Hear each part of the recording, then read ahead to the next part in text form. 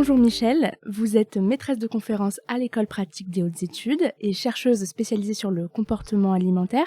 Est-ce que vous pouvez revenir un peu sur votre parcours et nous parler de vos principaux thèmes de recherche? Quand j'avais environ 16 ans, j'ai eu l'occasion de connaître Janine Louis-Sylvestre, qui était maîtresse de conférences à l'École pratique des hautes études, qui travaillait à l'époque au Collège de France, où était ce laboratoire de l'EPHE. J'ai eu l'occasion de faire un mini-stage. À l'époque, c'était pas obligatoire, les stages, mais j'ai eu cette chance. Et ça m'a conduit à adorer l'idée et à tout faire pour organiser mes études pour que je puisse un jour faire de la recherche sur le comportement alimentaire. J'ai fait des études en neurophysiologie et j'ai passé une thèse. Et très vite, j'ai pu incorporer le laboratoire et l'école pratique de hautes études. Dès lors, j'ai commencé à travailler sur le signal de la faim chez le rat, puis chez l'homme, sur les mécanismes d'apprentissage de la composition en nutriments. À l'époque, c'était la mode des aliments allégés en gras, allégés en sucre, et on a vu que de façon inconsciente, le sujet humain pouvait apprendre qu'il était en train de se faire avoir et qu'il allait inconsciemment compenser. J'ai travaillé sur les mécanismes d'apprentissage des préférences. On apprend inconsciemment à préférer les aliments qui nous apportent les nutriments, voire les micronutriments dont on a besoin. J'ai travaillé sur le fait que certains facteurs environnementaux peuvent nous conduire à manger trop par rapport à nos besoins. Et après une petite interruption sur le comportement alimentaire, interruption d'environ 18 ans quand même, qui m'ont conduite à travailler sur le métabolisme des lipoprotéines. Pour ma fin de carrière, je reviens sur le comportement alimentaire, sur les rythmes des repas et entre autres sur la mise en place des rythmes des tétés chez le nouveau-né. Alors justement, vous parlez du comportement alimentaire. Est-ce que vous pouvez nous expliquer concrètement ce que c'est? Alors, le comportement alimentaire, c'est au singulier. Vous avez entendu le comportement comme le comportement sexuel, le comportement d'agressivité. C'est un ensemble de lois universelles qu'on va donc retrouver chez tous les individus. Il y a des lois qui expliquent la succession des repas. Il y a des lois qui expliquent qu'on va apprendre donc inconsciemment à aimer les aliments qui sont bons pour nous, qui satisfont nos besoins nutritionnels. Il y a des mécanismes qui font que grâce à l'apprentissage, on va s'arrêter de manger au moment où le corps perçoit qu'on a assez mangé. Ça, c'est les mécanismes du rassasiement. Donc, tout est très, très bien orchestré et l'apprentissage est essentiel à la mise en place de l'ensemble de ces mécanismes. Et chez certaines personnes, on peut observer des anormalités du comportement alimentaire. Qu'est-ce qui peut le dérégler? Actuellement, on assiste à une épidémie de surpoids, voire d'obésité, et c'est assez récent dans l'échelle de l'évolution. Donc ça montre bien qu'à un moment, il y a eu des changements dans notre environnement et que peut-être notre environnement n'est plus adapté à notre physiologie. Alors ces changements, ça peut être le fait que, c'est vrai, on peut être amené à manger pour satisfaire non seulement des besoins physiologiques, et ça, c'est le cadre de la faim, et ça, c'est normal. Ou bien on peut être amené à manger pour satisfaire des besoins psychologiques. Je m'ennuie, je suis stressée, voilà. Et puis, on peut être amené à manger pour répondre à des besoins sociaux, parce qu'on est des animaux grégaires, et qu'on a besoin de vivre en groupe. Et depuis la nuit des temps, le fait de partager de la nourriture, ça permet d'avoir des bons contacts avec notre entourage. Donc, il y a plusieurs raisons qui peuvent nous conduire à manger. Pendant très longtemps, malgré tout, ces raisons étaient rares. Et puis maintenant, c'est de plus en plus facile de manger parce que c'est facile de trouver des aliments. Et même mieux, la plupart des aliments qu'on trouve autour de nous sont destinés à être mangés et surtout à être achetés parce qu'ils ont été conçus pour être bons à manger, bons au goût. Mais peut-être que du coup, ils sont trop faciles à trouver, ils sont peut-être trop bons et peut-être qu'on va trop manger. Et c'est comme ça qu'on va être en surpoids. Et pour nous nourrir, on va quasiment tous passer par un supermarché. Et ces supermarchés, ils ont un rôle clé dans les dérèglements. Par rapport à votre marché, où vous allez 1 ou 2 fois par semaine, vous allez être en face d'aliments naturels. Là, dans un supermarché, vous avez une diversité incroyable d'aliments. Le rayon des biscuits, vous avez plusieurs mètres linéaires de biscuits, tous différents. En théorie, tous différents. C'est le packaging qui est différent, parce que si on regarde bien ce qu'il y a dans les biscuits, bon, c'est grosso modo toujours à peu près la même chose, hein. Il y a quand même pas mal de sucre, pas mal de gras. Bon, je fais une synthèse un peu simpliste, je vous l'accorde. Et donc, ça stimule votre intérêt pour les biscuits. Vous avez l'impression qu'ils sont tous différents. Et plus on augmente la diversité des aliments qui vous sont proposés, plus vous allez manger. Inconsciemment, vous allez avoir l'impression que vous mangez quelque chose de différent. Et ça, c'est une réponse physiologique qui vient de la nuit des temps. On a tous besoin d'accepter la variété qui s'offre à nous dans notre environnement alimentaire. Et ça a très bien marché pendant des milliers, voire des millions d'années, parce que il fallait quand même être curieux pour voir autour de soi, et puis surtout pour avoir le courage de déterrer la racine ou de monter à l'arbre pour cueillir des nouveaux fruits, etc. Et puis la diversité, elle n'était pas si énorme que ça, hein. Il y avait les saisons qui se succédaient, donc la diversité, elle était surtout induite par la succession des saisons, et c'était pas énorme la diversité. Or, on a besoin de diversité pour trouver l'ensemble des nutriments et surtout des micronutriments dont on a besoin. Tous les oligo-éléments, les vitamines, et ça c'est essentiel à la vie, c'est essentiel à notre système immunitaire. Tout ça, ça se trouve pas dans les bonbons, ça se trouve pas dans la junk food. Et justement, vous l'avez évoqué, la curiosité, elle a une place très importante dans l'alimentation. Est-ce que vous pouvez nous détailler un peu le rôle qu'elle joue concrètement? Plus on va être curieux, plus on va avoir de chances de manger un aliment qui va pouvoir nous apporter un nouveau micronutriment. Et donc, la diversité, la curiosité, d'après moi, c'est un des moteurs de la survie. L'individu qui n'est pas curieux, qui n'a pas envie de nouveauté, de tester quelque chose de nouveau, il ne peut pas progresser. L'attrait pour la diversité, c'est un des signes de vie, de bonne santé. Ça a été très fonctionnel, très efficace jusqu'aux années 50, 1950, 1960.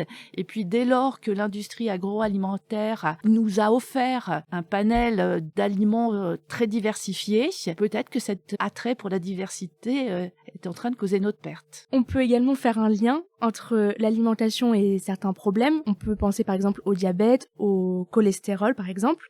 Mais pas seulement. Est-ce que vous pouvez nous donner un autre exemple? Eh bien, en effet, on est en train de voir une augmentation de maladies psychologiques. Par exemple, les troubles de l'attention, l'hyperactivité.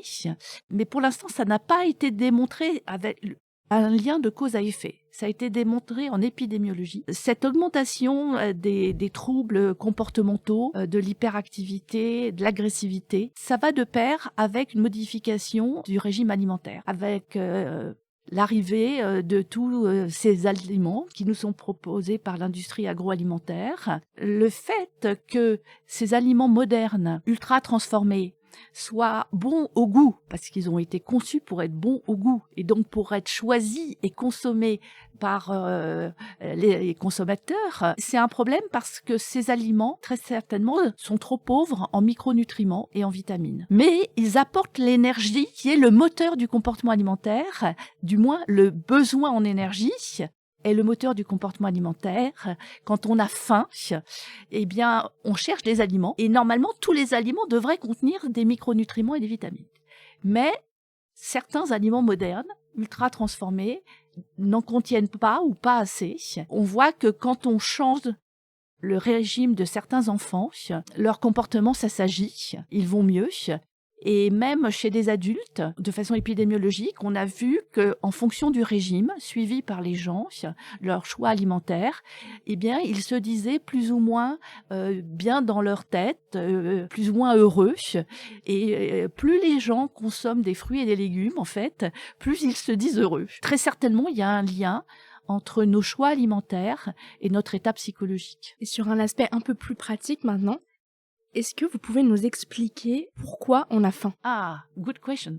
Alors cette question, elle est débattue depuis longtemps. Jean Meyer, qui était un Français, s'est expatrié aux États-Unis, donc à la fin de la Deuxième Guerre mondiale. Ce Jean Meyer, il a utilisé les résultats précédemment obtenus par son papa, André Meyer, et par d'autres personnes. Il a proposé la théorie glucostatique du contrôle du comportement alimentaire, théorie selon laquelle ce serait une glucopénie, c'est-à-dire un manque de disponibilité en glucose pour toutes les cellules. Ce manque de disponibilité en glucose représenterait le signal de la faim. C'est là que l'individu serait motivé à aller chercher des aliments et à les ingérer. Si cette théorie était vraie, beaucoup de gens pensaient qu'elle était vraie, on devrait pouvoir observer une baisse de la glycémie, donc une baisse de la concentration de glucose dans le sang, peu avant que l'individu aille manger. Eh bien, ça n'a pas été facile à vérifier, ça. Ça a presque pris 30 ans. Et ça n'est que dans notre laboratoire de l'école pratique des hautes études que Janine Louis-Sylvestre, en inventant une nouvelle technique de recherche, a pu démontrer que cette théorie glucostatique du contrôle du déclenchement du repas était tout à fait valide. Alors, comment a-t-elle fait ? Elle a pris du sang de façon continue, avec un tout petit débit de sang, évidemment, et on va analyser, c'est-à-dire doser la quantité de glucose dans le sang, et on va faire ce dosage de façon continue. Et en faisant cela, on supprime les erreurs de mesure. Cette mesure en continu permet de voir des phénomènes très petits. Et en fait, l'hypoglycémie, responsable de la glucopénie, c'est en effet un phénomène très petit, moins 3 à 5% de dénivelé, donc de baisse du niveau. Chez la souris, ça dure 6 minutes, chez le rat, pardon, et chez l'homme, ça dure 20 à 30 minutes. Et c'est au terme de cette diminution toute petite de la glycémie que le sujet va dire « Ah, j'ai faim, s'il vous plaît, apportez-moi à manger ». Et il y a une différence, je crois, entre avoir faim et manger. Si vous vous dites « J'ai envie de manger », là, c'est un indice. Ça veut peut-être dire que j'ai envie de me faire plaisir ou de faire plaisir aux autres par le biais de l'acte alimentaire. Mais si vous vous dites « J'ai faim », alors là, c'est là qu'il faut manger. Et même mieux, en fait, si vous attendez d'avoir faim pour manger, c'est peut-être pas une bonne idée. Peut-être que la meilleure idée, c'est d'apprendre à manger à heure fixe. Parce que quand on mange à heure fixe, on va manger avant de recevoir le signal d'alerte qui vous dit « Attention, là, votre corps commence à avoir un manque en glucose, il faut vite réagir. » Si on attend le signal d'alerte, inconsciemment, on va choisir des aliments denses en énergie. Tandis que quand on mange à heure fixe, en fait, on mange juste avant d'avoir faim. Et comment c'est possible ça ? En fait, de façon inconsciente, on apprend à manger suffisamment à chaque repas pour pouvoir attendre l'heure du repas suivant sans souffrir. Et ça marche très très bien. Est-ce que vous pouvez nous expliquer toujours dans la même idée pourquoi naturellement on est attiré et on aime le gras ? Alors c'est vrai que dans la majorité, pour la majorité des individus, les stimulus ou les stimuli organoleptiques associés à la présence du gras, alors par exemple organoleptique, ça veut dire tout ce qui est apporté par l'aliment. La texture, certains arômes qui sont dans le gras, les fonctions aromatiques sont lipophiles, elles aiment le gras. Donc tout ce qui est lié à des aliments gras peut être agréable. Alors on peut se demander pourquoi on aurait appris à aimer ces stimulations-là, puisque, je ne l'ai pas encore très bien dit, mais on apprend inconsciemment à aimer les aliments qui satisfont nos besoins. Or, dans l'alimentation moderne de nos pays industrialisés, pour peu qu'on ait la possibilité de se nourrir à notre faim, on a toujours assez de gras dans notre alimentation. Et donc, ce qu'il nous faut absolument, c'est du sucre, et surtout du glucose pour nourrir notre cerveau, et on a besoin de protéines pour notre synthèse protéique, parce qu'il n'y a pas de réserve en protéines, de vraies réserves en protéines dans notre corps. Et donc le gras, on en a tous beaucoup, plus ou moins, et heureusement, les lipides, notre tissu adipeux, c'est vraiment notre vraie réserve en énergie. Et donc normalement, on en a tous assez. Sauf que dans l'alimentation moderne, le sucre ou bien les protéines sont très souvent associés à la présence de gras. Nos viandes sont plus grasses qu'autrefois. Et puis, le sucre qu'on va trouver, autrefois, c'était des légumes, voire des fruits, si on avait de la chance. Tandis que maintenant, c'est des gâteaux. Et les gâteaux, souvent, c'est gras. En trouvant les glucides et les protéines qu'on cherche, eh bien, on va prendre du gras. Et donc, on va avoir des aliments qui vont nous offrir des stimulations grasses associées au gras. Et on va apprendre inconsciemment à aimer ces stimulations associées au gras.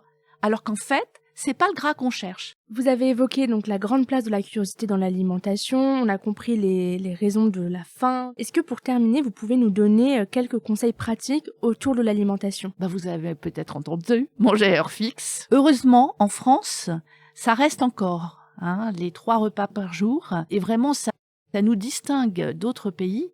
Et puis, quoi d'autre que je pourrais dire?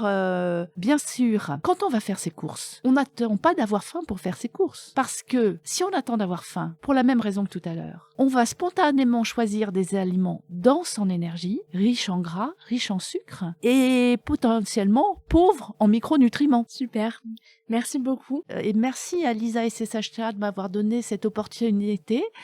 Parce que Lisa et SSHA comptent beaucoup pour le PHE, puisque nombre de chercheurs de la SSHA, la Société scientifique d'hygiène alimentaire, ont été aussi des directeurs de recherche à l'EPHE.